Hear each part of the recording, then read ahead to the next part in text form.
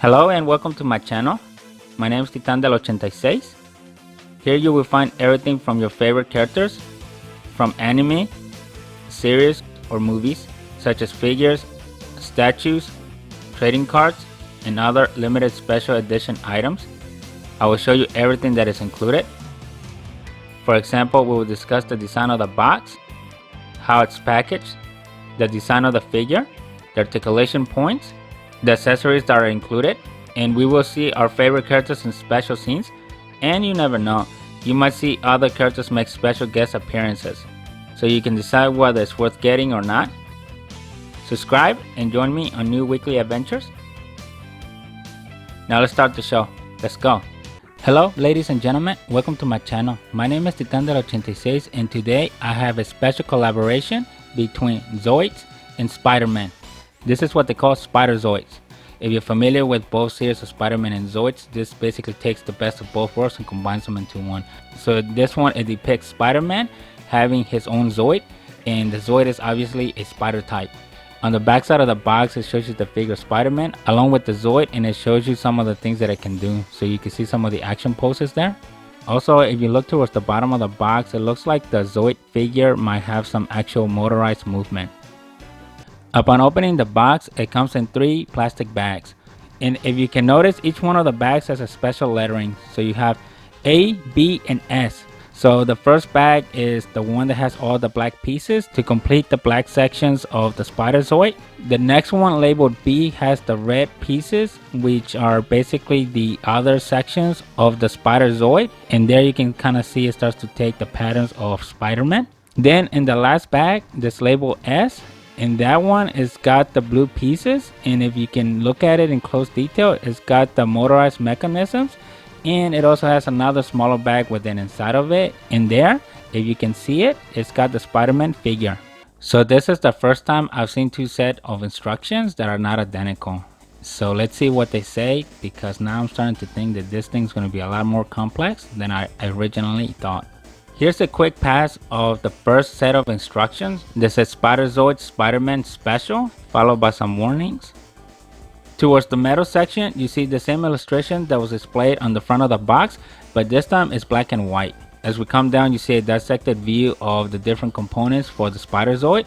Towards the bottom, you see the Spider-Man figure as well as Spider-Man on top of the Spider Zoid. In the last section, you see the breakdown of the 3 bags. So the first section shows you the bag that was labeled S. So this basically looks like a little mini checklist. Then it shows you that it follows a similar cadence to a regular Zoid. And it also has the motorized portion of it.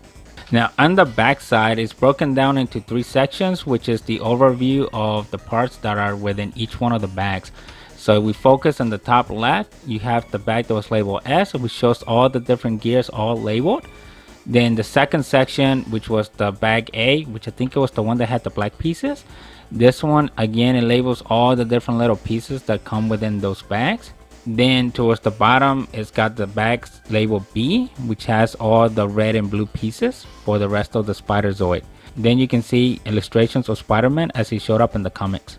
So the first set of the instructions basically focus on the introduction of what's in the packaging. Now on the second set, it shows you how to assemble everything. So if you look at it in the top left, it's got both bags A and B. And here's really where the action begins in assembling this Spider Zoid. So you have there a couple steps there of how to assemble the gear, the pinions, and how to start assembling the spider body. And if you look closely, you can see again comic book drawings of Spider-Man. And I think they're different ones, because if you look at that Spider-Man on the top left, he's a different version than the one on the bottom right. As it continues to move through the different steps, you can see how the Spider Zoid starts to take shape. Now on the back side of the second set of instructions, it kind of has a small cutout. So on the bottom left, it continues with steps 14 and 15 to complete the Spider Zoid. Then if we shift focus to the top left, it basically shows you the articulating points of the motorized joints. Then towards the center shows you Spider-Man on top of the Spider Zoid.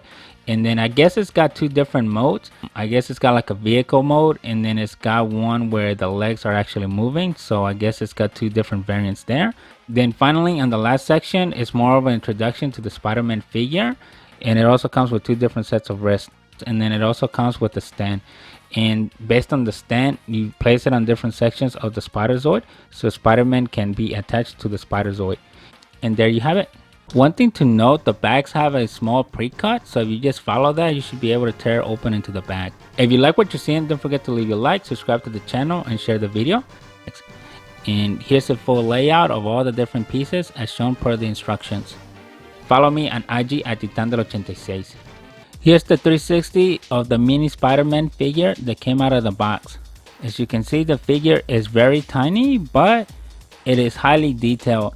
I'm really surprised by it. I thought it was just going to be some generic paint splotches here and there just to give you the image of Spider-Man. But looking at it really closely, this thing is really defined. Look at all the little details that they put in there, from the mask all the way to the spider suit. And not only that, but they use good quality paint. As you can see, the red sections are really high and glossy, which adds a nice shine to the Spider-Man figure. They're combined with the matte blue. I think this is supposed to be the Amazing Spider-Man. Hopefully the camera can keep up, but let's check out what articulation points come with this mini Spider-Man. The neck does rotate, but it's not a whole lot. You can get 360, but on this one it's really stiff, but that's okay. It does go up and down, as you can see here. This is as high as the arms go. This is as cross center as he goes. There's your mini 360 of the arm. You just have to be careful because the joints are super small. It's a close-up of the elbow. There's no rotation on the wrist. He has chest movement, as you can see. All the way down. All the way up. No rotation. This is as far forward as the leg goes. This is as far back as it goes. And this is really far as we've seen in comparison to figures from s.h.figuarts and Bossmot, where they don't really tend to go this far back. Even some of the Senseiya figures. Here's your Spider-Man split. Here's the maximum of the knee movement. You get 360 out of the ankles. And this is as far forward as they go. This is as far back. And then you get inner and outer. Overall, for a really tiny figure, the articulation points are really good. And like as mentioned earlier, the details are phenomenal. Just how microscopic the Spider-Man really is. Here's the size comparison of the Spider-Man figure, just so you can see how small this figure is compared to other figures that we have seen in previous videos on this channel. The first one is Zombie from s.h.figuarts. They came with the Deadpool figure. The next one is Pooh from Yu Yu Hakusho. That came with Yusuke. Then you have Panjiro, which is the figure that came with Botsmot's Inosuke. Then you have the Golden House of Aquarius that came from some unknown maker that I don't know which brand made it, from Knights of the Zodiac, aka Los Caballeros del Zodiaco. Just to give you an image of how small this figure really is.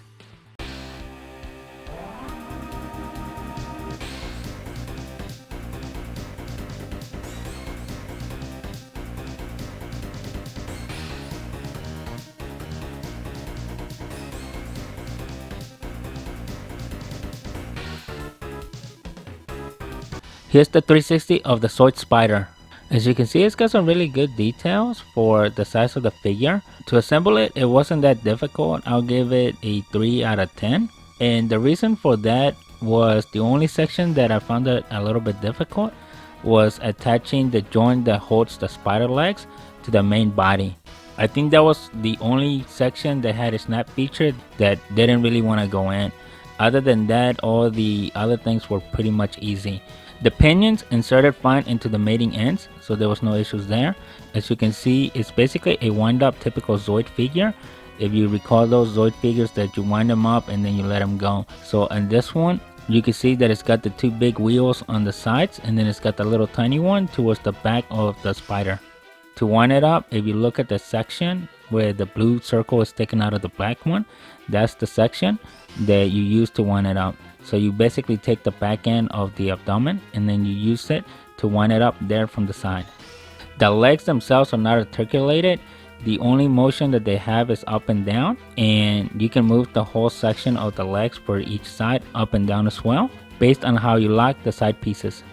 So this is one of the smaller Zoids towards the Zoid range. For this scene, I have Spider-Man riding the Spider Zoid. One of the things to note is Spider-Man comes with a little mini stand base that you can attach the bottom of his feet to it, and then that base attaches to the spider. It has two sections. This is the first section where it can be attached to. So in this one, I have Spider-Man that has just discovered his Spider Zoid, so he is very excited about it. If you like what you're seeing, don't forget to leave a like, subscribe to the channel, and share the video. This is very similar to when Ben Flyhide first found the shield Ligar, and the first thing they did was take it out for a spin. So that is what Peter's doing. Let me know in the comments what are your thoughts on this special collaboration between Zoids and Marvel. There was another version of the Spider Zoid which was all black, which basically encompassed the time when Peter Parker came into contact with the symbiote Venom, and that's when he started wearing the black spider suit. So they also did that version, but I chose not to get that one because I was going for the original Spider-Man colors. Plus I think the black one with the symbiote might have been a little bit more difficult to see. Don't forget to follow me on IG at Titandel86. One thing to note though, because the figure of Spider-Man is really small, it becomes a little bit difficult trying to get him in the right poses as you're attaching his feet to the base. One thing to note, in order to wind up the Spider Zoid, you need to remove the back section from the abdomen of the spider. In there, it's got a screw type key that you can insert where the blue circle is by the abdomen. And that's how you're able to wind it up. You have to do several turns just to get a good wind. One thing that I noticed is if you take a small screwdriver, you could also do the same effect. That way you don't have to remove the back piece of the spider. To my knowledge, I winded it up as far as I could, and as you can see here, the range is not that far. And I basically winded it up several turns until I heard a different type of click that basically let me know that I had reached the max. At least that's what I think. Just so you're aware of, I'm not a big fan of wind up toys, and that is because they make a lot of noise and you don't get much action out of it once you wind it up. For me, my preference is actually motorized. A good example of a motorized one was the Transformers Optimus Prime that I did a while back. If you haven't seen that robot, I suggest you go check it out. That's really, to me, that's top of the line of how you're supposed to be doing these types of things. But obviously, that Optimus Prime was in a completely different league. But anyways, back to the Spider-Man. As you see here, we don't get a whole lot of range, and like I mentioned, because of the type of wheels that I have, these are kind of like the plastic gears, they don't really get good grip. As you can see on the table, he didn't go that far. But if we use this particular mat from Dragon Ball Z, as you saw, he moved a lot faster. If you like what you're seeing, don't forget to leave a like, subscribe to the channel, and share the video. In this scene, I have Spider-Man ready to go into action. In this one, I have him flying off the Spider Zoid as he unleashing his web. In this one, I put the Spider Zoid in its secondary position. If you like what you're seeing, don't forget to leave a like, subscribe to the channel, and share the video. Let me know what are your thoughts on the special collaboration between Spider-Man and Zoids. In this one, it's able to do a vertical position where the top portion of the spider base goes on top of the abdomen. So in this one, you're able to see more of the legs. The other thing I did is I moved the legs to the most forward position, as you can see here. The other thing I did is I moved the two little pieces from the bottom of the spider into further out. I'm not really sure what the purpose of that was, but it did show it in the instructions as an option. I wonder if the flap's purpose is just in case the spider's overheating. If you remember from the series of Zoids, sometimes when the Zoids overheated, they had certain sections that would expand just to allow the excess heat to fan out. And that became very noticeable when Ben Flyhide was fighting the Stealth Viper. Follow me on IG at Titandel86. I'm really liking this collaboration, and this was something I wasn't expecting between Marvel and Zoids, which is the reason why I got it. As you know, I love collaborations, so this one was a must-have. Now let's check them out in the second setting. In this one, I have the Spider Zoid with the legs up in the air. Again, we wind it up, and as you can see, and the flat surface, it didn't move as far as it did before. And I think a reason for this is because the legs were basically helping it move around the environment, where here there's nothing really helping the wheels, so they're just spinning freely. But if we use the mat, you can see that once again it moves further. So that is a big difference. If you're trying to use the wind up feature to get the best, you need a surface that actually has grip, because the wheels don't have any. I think that would have been a better improvement on the figure if they would have put rubber on the wheels.